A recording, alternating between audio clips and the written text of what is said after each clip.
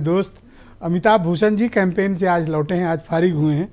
तो मैंने कहा ये 50 दिन तक राजस्थान की रेत में घूमे हैं, तो इनसे ज़रा जायजा लिया जाए। अमिताभ जी, आपका शुक्रिया और धन्यवाद। आपके साथ तो 50 दिन का व्यापक अनुभव है। नवीन भाई भी अभी बता रहे थे राजस्थान की स्थिति। क्या महसूस किया आपने इस बार वहाँ पर? ब्रजेश जी, मैंने दो तीन चीज महसूस किया है। एक तो जो चुनाव को लेकर ये धारणा है, जिसकी चर्चा भी अभी हो रही थी कि किसी एक के पक्ष में न तो कोई बड़ी लहर है, न किसी दूसरे के विरोध में कोई बहुत बड़ी आंधी है, वो परिस्थिति तो नहीं है। दूसरा ये भी है कि संकेत बहुत साफ है कि जो पिछले 25 वर्ष का क्रम चल रहा है राजस्थान में हर 5 साल में सत्ता बदलने का, वो इस बार भी दिखेगा। उसकी संभावना पूरी प्रबल है और साफ तौर पर दिखाई देती है।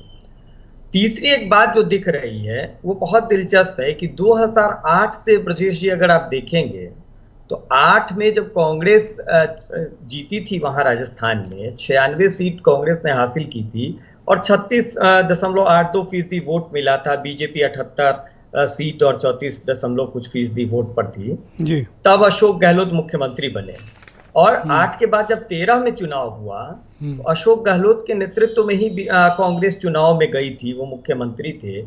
और परिस्थिति ये हो गई कि जो 8 में 96 सीट वाली पार्टी थी वो 13 में 21 सीट पर आ गई। वोट फीसदी में भी 3 से 4% का गिरावट साफ तौर पर दिखा, 33% पर पहुंच गए। बीजेपी 78 से बढ़ के 163 तक पहुंच गई। वोट शेयर में भी इजाफा हो गया, 45% तक पहुंची। अब दोबारा देखिए 8 से 13 की ये स्थिति रही। फिर जब 18 में अशोक गहलोत मुख्यमंत्री बनते हैं तो उस समय भी कमोबेश 8 वाली स्थिति होती है। लगभग 99 सीट पर कांग्रेस रहती है, 39% वोट शेयर कांग्रेस को मिलता है। बीजेपी 73 सीटों पर है और 38% वोट शेयर बीजेपी को, महज 1.25% वोट शेयर का अंतर है और कांग्रेस सरकार में आती है। हाँ, मुझे याद है 2008 में मैं पूरा इलेक्शन कवर किया था राजस्थान का।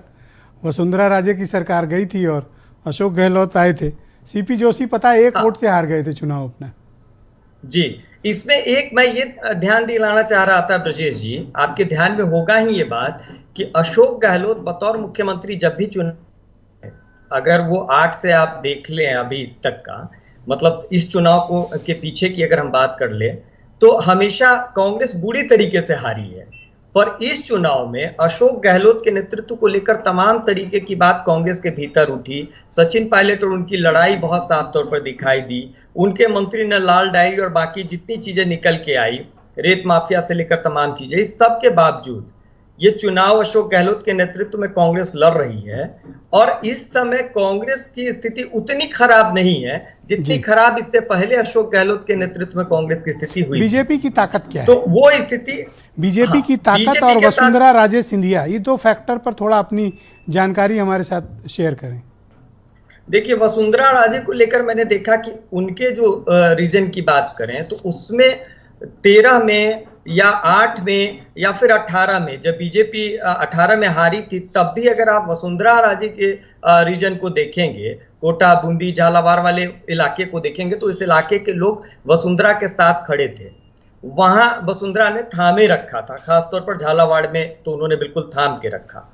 तो इस बार भी वसुंधरा राजे की स्थिति कमोबेश वैसी है, लेकिन उनको लेकर एक परिवर्तन मैंने देखा है कि झालावाड़ के लोग इतने आश्वस्त नहीं हैं या उस पूरे रीजन में कि वसुंधरा ही मुख्यमंत्री होंगी। तो आश्वस्त नहीं होने का मतलब है कि उनके वोटर एग्रेसिव नहीं है।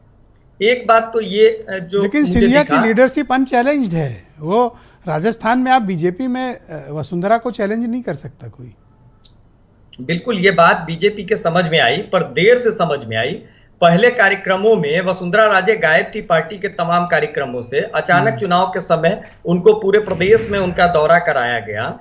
एक मैसेज देने की कोशिश हुई कि उनको इग्नोर नहीं किया जा रहा है, लेकिन उनके वोटर, उनके रीजन में अगर आप उनके वोटर को देखेंगे तो वो बहुत आश्वस्त नहीं है कि बीजेपी जिस विचारधारा पे काम कर रही है, जो आक्रामक प्रचार अभियान है, मोदी का नेतृत्व है, केंद्रीय मंत्री और टॉप लीडर्स खुद असेंबली इलेक्शंस लड़ रहे हैं, ये ताकत है बीजेपी की या फिर कमजोरी बन गई है?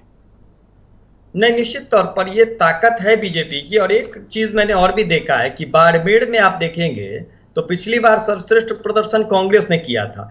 उस रीजन में प्रधानमंत्री की रैली हुई है इसका मतलब यह है कि मोदी उस हिस्से में घुस रहे हैं या बीजेपी उस हिस्से में घुस रही है जिस हिस्से में कांग्रेस का प्रभाव पहले भी रहा है। पिछले चुनाव में उसके पहले भी जाएंगे तो जो कांग्रेस के प्रभाव का इलाका रहा है उसमें वहां घुस करके उन्होंने कांग्रेस को घेरने की कोशिश की है।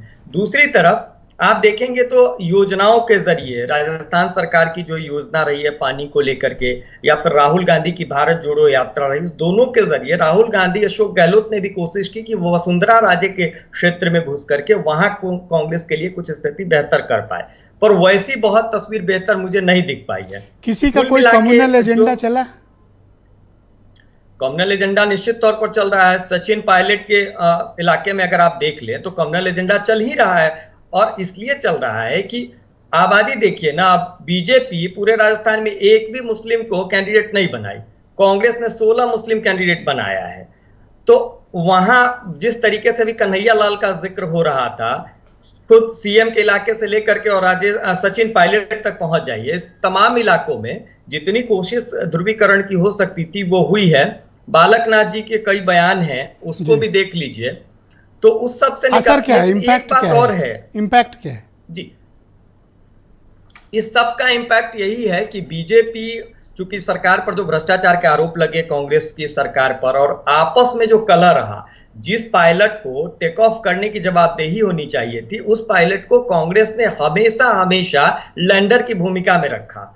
उसका असर ये हो गया कि गुर्जर समुदाय जो है उसके भीतर एक अविश्वास पनपा, और आज के समय में कांग्रेस की वो स्थिति नहीं रही जो 18 में थी। 18 में आप देखिएगा सारे गुर्जर कैंडिडेट बीजेपी के हार गए थे। सचिन पायलट के कारण उस समाज में बड़ी भूमिका हो गई थी कांग्रेस की, लेकिन इस समय वो परिस्थिति नहीं है। राजपूत समुदाय जो वसुंधरा राजे को लेकर नाराज था, आनंद पाल की हत्या का जो इनकाउंटर हुआ था उसके बाद, वो इस समय उस तरीके से मुखर नहीं है वसुंधरा के खिलाफ या बीजेपी के खिलाफ। उसी तरीके से जाट बिरादरी में आप देखेंगे तो वहां भी किसी एक दल को लेकर या एक तरफ की कोई परिस्थिति नहीं है। तो जातियों के भीतर भी आप देखेंगे ना, तो किसी एक को लेकर के बहुत आकर्षण या उत्साह नहीं। जो मैंने कहा कि फंसा हुआ है और किसी के लिए कोई कंफर्ट जोन नहीं है, करेक्ट? नहीं, चुनाव मेरे हिसाब से साफ है, चुनाव फंसा नहीं है। लेकिन हाँ, सचिन पायलट, अशोक गहलोत, तमाम विवाद के बाद भी कांग्रेस राजस्थान में अपेक्षाकृत बेहतर करने जा रही है, और बीजेपी सरकार की तरफ बढ़ती हुई साफ तौर पर दिखाई दे रही है, लेकिन कोई लैंडस्लाइड विक्ट्री की स्थिति नहीं। अमिताभ जी शुक्रिया हमारे साथ बने।